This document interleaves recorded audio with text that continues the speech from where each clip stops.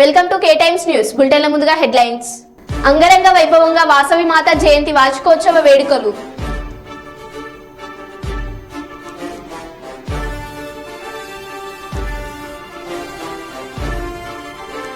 తాడిపత్రి చేరుకున్న సీట్ బృందం.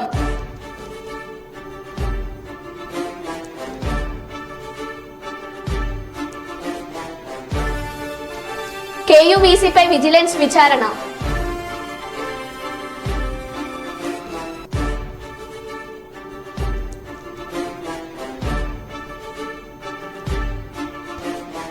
రాజన్న సిరిసిల్ల జిల్లా రుద్రంగి మండలంలో చిరుతపులి కలకలం.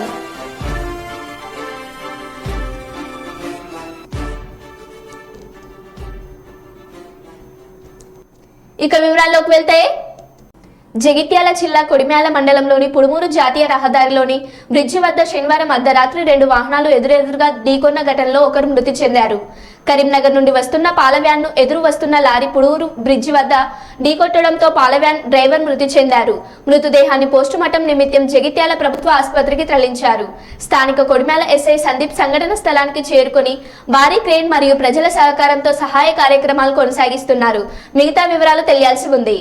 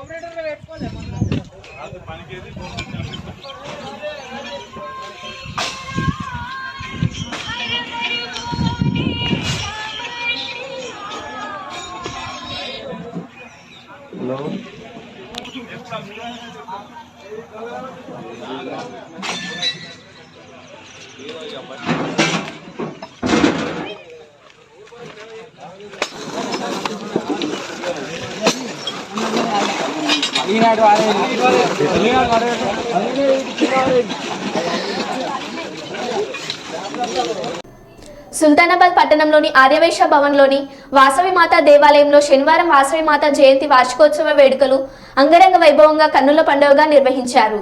ఉదయం గణేష్ పూజలతో వేడుకలు ప్రారంభమయ్యాయి. అనంతరం అమ్మవారికి అభిషేకం, అంతకు ముందు పెద్ద ఎత్తున హోమాలు, కుంకుమ పూజ నిర్వహించారు. పూజారులు చంద్రశేఖర్ శర్మ, సంతోష్ శర్మ, పలువురు పూజారులు పాల్గొని అమ్మవారి జయంతి వార్షికోత్సవ వేడుకలను ఘనంగా జరిపించారు. అనంతరం అన్నదాన కార్యక్రమం నిర్వహించారు.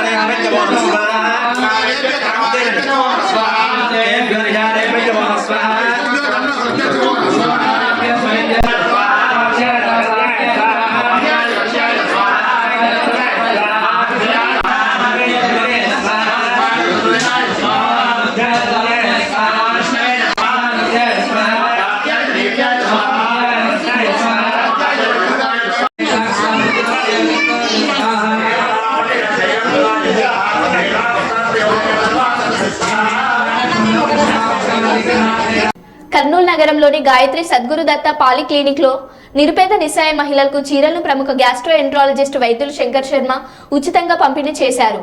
ఈ సందర్భంగా గ్యాస్ట్రోఎంట్రాలజిస్ట్ ప్రముఖ వైద్యులు శంకర్ శర్మ మాట్లాడుతూ పేదరికంని రూపుమాపేందుకు సమాజంలో ధనవంతులు ముందుకు రావాలని, పేదలకు విద్య, వైద్యం, ఆహారం అందడంలో ఉన్న సమస్యలను తొలగించేందుకు పాటుపడాలని కోరారు.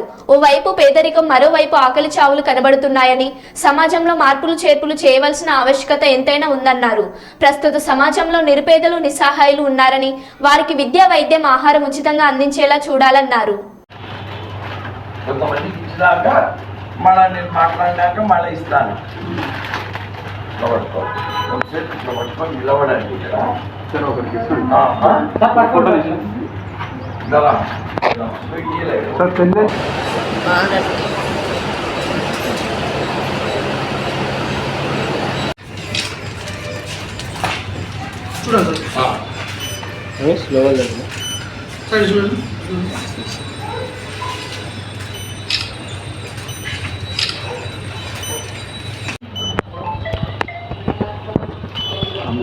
మా మాట్లాడాలండి ఎవరు అదే ఒక్క నిమిషం ఉండలేదా?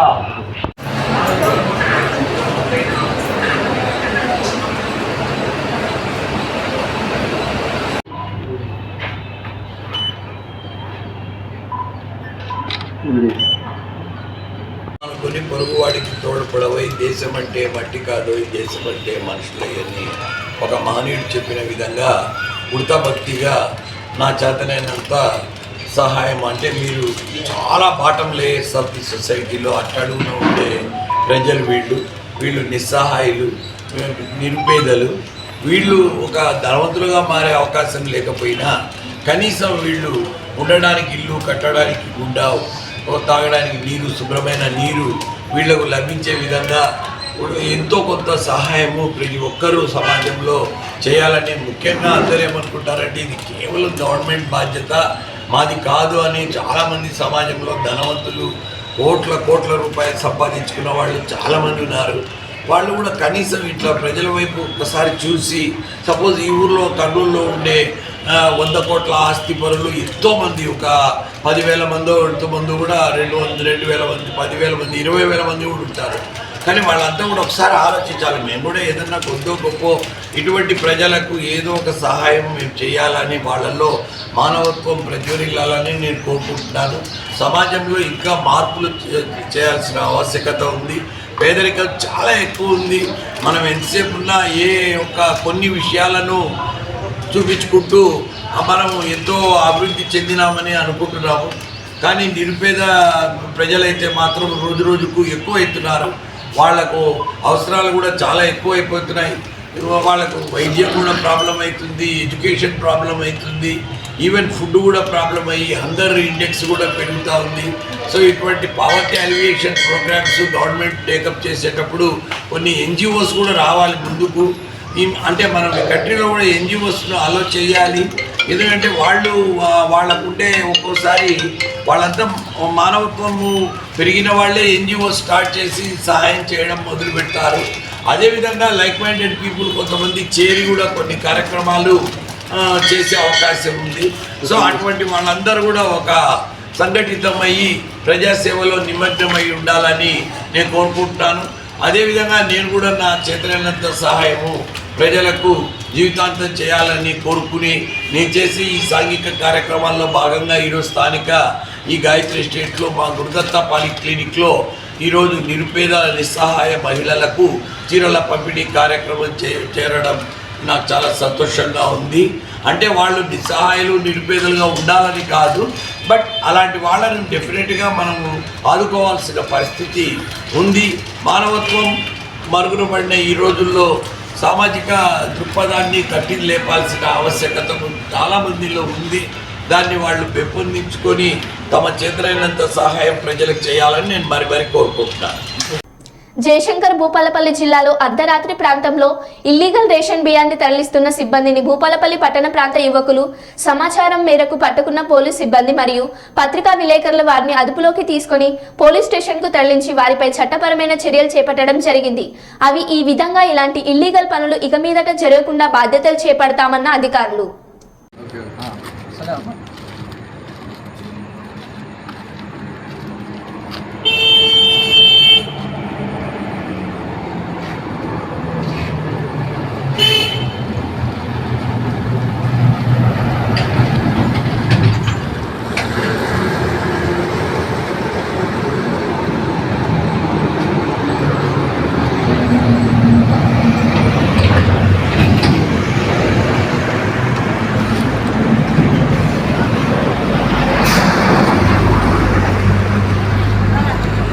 నంద్యాల జిల్లాలో అతిసార వ్యాధి బారిన పడకుండా ముందస్తు జాగ్రత్త చర్యలు చేపట్టాలని డిఎంహెచ్ఓ డాక్టర్ వెంకటరమణ మెడికల్ అధికారులను ఆదేశించారు. శనివారం కలెక్టరేట్లో వీడియో కాన్ఫరెన్స్ ద్వారా డిపిఓ మంజులవాణి ఆర్డబ్ల్యూఎస్ఎస్ ఈ మనోహర్లతో కలిసి డయేరియా వ్యాధి నియంత్రణపై సంబంధిత అధికారులతో సమీక్ష నిర్వహించారు. ఈ సందర్భంగా వారు మాట్లాడుతూ జిల్లా కలెక్టర్ ఆదేశాల మేరకు జిల్లాలో డయేరియా వ్యాధి ప్రబలకుండా అన్ని రకాల ముందస్తు జాగ్రత్త చర్యలు తీసుకోవాలని సూచించారు. త్రాగునీరు కలుషితం కావడం, త్రాగునీటిని క్లోరినేట్ చేయకపోవడం, పారిశుద్ధ లోపం తదితర లోపాలపై ప్రత్యేక దృష్టి సారించి చర్యలు తీసుకోవాలని ఆదేశించారు. One professor and two assistant professors were there, and afterwards Even equipment also very meager, just one gastroscope and colonoscope, and sometimes we used to do with fiber optic gastroscopes. So a lot of difficulty was there because we are accustomed to do the video endoscopes and others in the department. Such a large turnover doing with fiber optic endoscopes means much more difficult, and we were not really convenient. And there won't be any objective assessment, and somebody is not monitoring. So if you do the fiber optic, you are the judge. Others have to follow. Whereas the video endoscopes, others can point out, and there is a lot of scope for learning for PGs and others. Okay, that is the thing we had that disadvantage in the beginning of our career. So then we tried myself and Shankar Sharma with the able Department of Gastroenterology. 9 DM students have completed. So last year we have enhanced seats from 2 to 4. So that means, so this year we have taken 4 PG seats. And if you just observe, as the seats and faculty is increasing, the number of procedures, number of inpatients, everybody is increasing. So earlier we thought that 2 PGs, I think they are more in number. But now we feel that 2 PGs are not enough. So that means even people who are coming and for services to the Department of Gastroenterology also, they are increasing every year after year. So that's why now we are having almost inpatients of 40 to 50 patients. Our beds are not sufficient, and we are admitting the patients in FMC ward. So there also sometimes the number is crossing 60 to 70 patients. So that means there is lot of clinical material. Maybe because you people are able to provide better services free of cost, lot of clinical cases and all, we are all doing RHS3. So people also, the word spreads in the villages. So if you go to the government hospital, same procedures are doing, IC facilities are there, even advanced equipment like ERCPs and other UES procedures are there.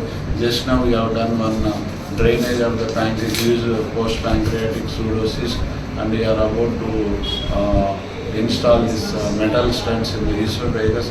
So almost we are doing these procedures are not routinely done in private practice, because all paraphernalia must be there, and is the cost also very prohibitive for most of the patients. So like this, when we are able to do so many services under one roof, definitely the word it will spread in the villages and the small towns. So everything will be taken care of with this government setup like that. So like that we are able to get more number of cases.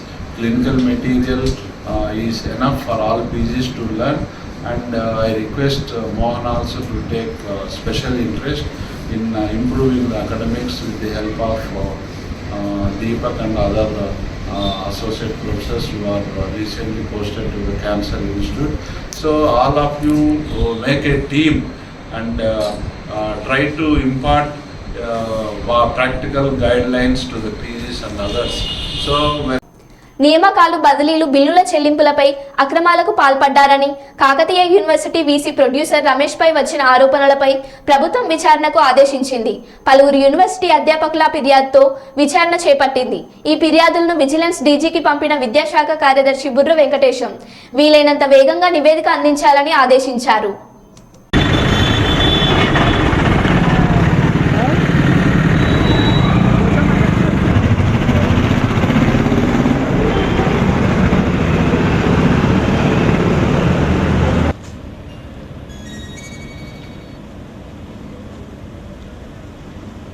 Just business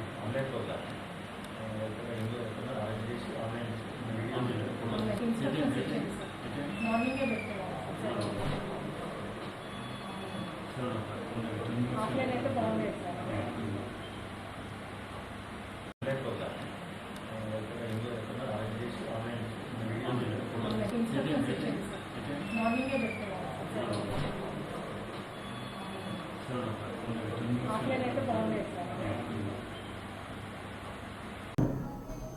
Jagtial జిల్లా కేంద్రంలోని వైశ్యభవన్ వాసవి కన్యక పరమేశ్వరి ఆలయంలో వాసవి మాత 1009వ జయంతిని పురస్కరించుకొని ఉదయం కలశ స్థాపన, గణపతి పూజ, ఉత్సవ విగ్రహ శోభయాత్ర, పల్లకి సేవ, భక్తుల స్వహస్తాలచే పంచామృత అభిషేకం, సామూహిక కుంకుమ పూజ, అన్నదానంతో కార్యక్రమాలు ముగిశాయి. ప్రముఖ వేద పండితులు తిగుల విష్ణు శర్మ, ఆలయ అర్చకులు కార్యక్రమాలు నిర్వహించారు.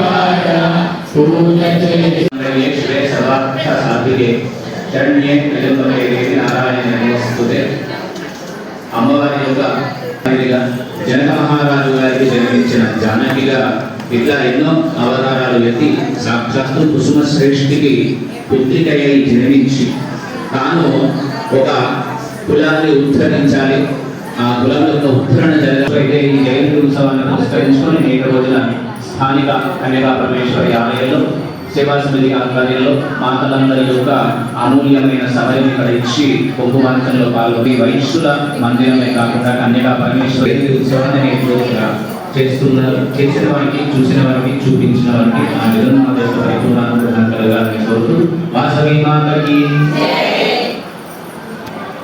ఆ భూమిపై ఏ పూజ చేయకూడదు. సమానాత్మనే నమః, వ్యానాత్మనే నమః, ఉదానాత్మనే నమః, సమానాత్మనే నమః, బ్రహ్మణే నమః. నైవేద్యం నివేదయామి మధ్యే మధ్యే. ఆ పుష్పంతో నీళ్ళను గణపతి మహాగణపతయే నమః నీరాజనం దర్శయామి. పుష్పమును శృతి యజ్ఞ విభూషితాయ గౌరీ సుతాయ నమో నమః. ఓం పాపహారిణ్యై నమః. ఓం విమలాయై నమః. ఓం కాయై నమః. ఓం ఆదర్శ వీర మాత్రే నమః. ఓం సుగుణ రత్నాయై నమః. ఓం సాహ సౌందర్య సంపన్నాయై నమః. ఓం సచ్చిద మహాసరస్వత్యై నమః. అస్మద్గురుభ్యో నమః. సర్వమంగళమాంగళ్యే శివే సర్వార్థసాధికే శరణ్యే త్ర్యంబకే నారాయణే నమోస్తుతే. సాక్షాత్తు భగవద్గీతలో విష్ణుమూర్తి ఏదైతే క్రమ సంస్థాపన చెప్పినాడో దేవి భాగవతంలో కూడా సాక్షాత్తు జగన్మాత కూడా ఎక్కడ ధర్మము ఇలాంటి జరుగుతుందో, ఎక్కడ సంస్కృతులకు అపాయం జరుగుతుందో అప్పుడు వాళ్ళందరినీ కాపాడడానికి నేను ఉద్ధరిస్తానని చెప్పి ఆనాడు వాగ్దానం చేసేటట్టుగా ఒకనాడు మహర్షి మార్గవిగా ఒకనాడు జనక సేవా సమితిలో పాల్గొన్న వాళ్ళందరినీ పాల్గొనడానికి ఎవరైతే ప్రేరణ చేసినారో ఎవరైతే కాకుండా చూసేవాళ్ళు ఎవరైతే ఉన్నారో వాళ్ళందరినీ వాసవి మాతలతో పరిపూర్ణ ఆనందాలు భాగ్యాలు కలగాలని మనసారా ప్రార్థన చేస్తూ ఇటువంటి ధార్మిక ఆధ్యాత్మికమైనటువంటి కార్యక్రమాలు ఇంకా ఎన్నో చేసి భగవంతుడి యొక్క చరణాంజములందు మన యొక్క అమూల్య సమయాన్ని వెచ్చించి కృపకు పాత్రలు కావాల్సిందిగా కోరుతున్నాను. జై వాసవి.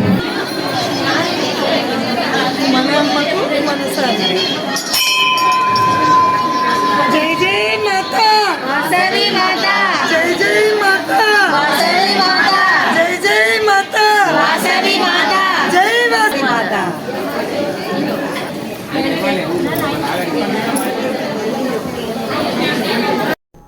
కర్నూలు జిల్లా ఎమ్మిగనూరు పట్టణానికి చెందిన ఈ ఫోటోలో ఉన్న బాబు తప్పిపోయాడు.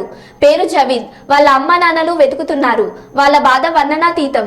దయచేసి ఈ బాలుడు కనిపించినచో 9505008576 మరియు 8142058992 నెంబర్లకు కాల్ చేసి వారి తల్లిదండ్రులకు తెలుపవలసిందిగా బాలుడు తల్లిదండ్రులు మనవి చేసుకున్నారు.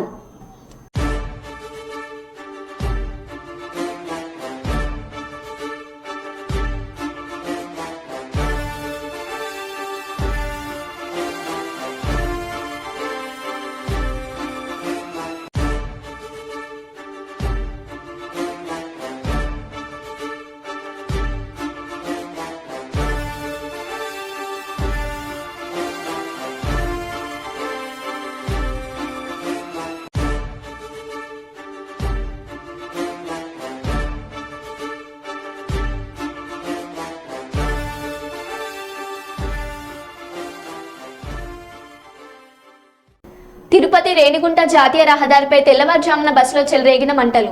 తిరుపతి నుండి శ్రీకాళహస్తి వైపు వెళ్తున్న సమయంలో చెలరేగిన మంటలు. ప్రయాణికులు సురక్షితం. కళ్ల ముందే తగలబడిన ప్రైవేట్ ట్రావెల్ బస్. అగ్నిమాపక సిబ్బంది మంటలు ఆర్పే ప్రయత్నం చేసిన భారీగా ఎగిసిపడ్డ అగ్ని కీలకాలు. బస్సు పూర్తిగా మంటల్లో చిక్కుకోవడంతో భారీగా ట్రాఫిక్ జామ్. భయభ్రాంతులకు గురైన ప్రయాణికులు. బస్సు కాలిపోవడానికి కారణాలు తెలుసుకునే ప్రయత్నం చేస్తున్న పోలీసులు. 2264 AP 39W 2264.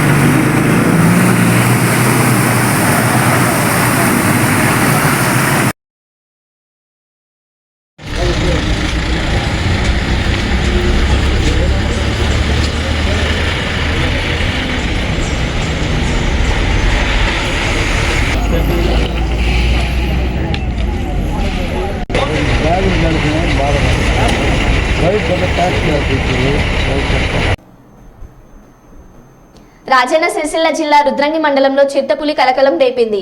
స్థానిక నల్లగుంట ప్రాంతంలో రైతు చిట్టపురం గంగాధర్కు చెందిన గేదె దూడపై చిరుత దాడి చేసి చంపినట్లు గ్రామస్తులు తెలిపారు.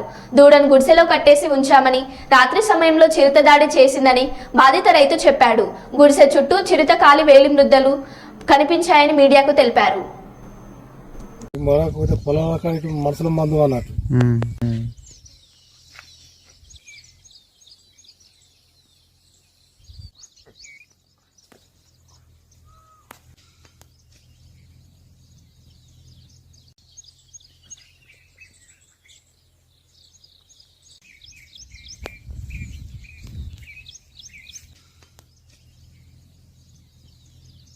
చిన్నదే ఉన్నట్టుంది. బాగా పెద్ద అయితే ఇంకా బాగా చేస్తున్నాయి కానీ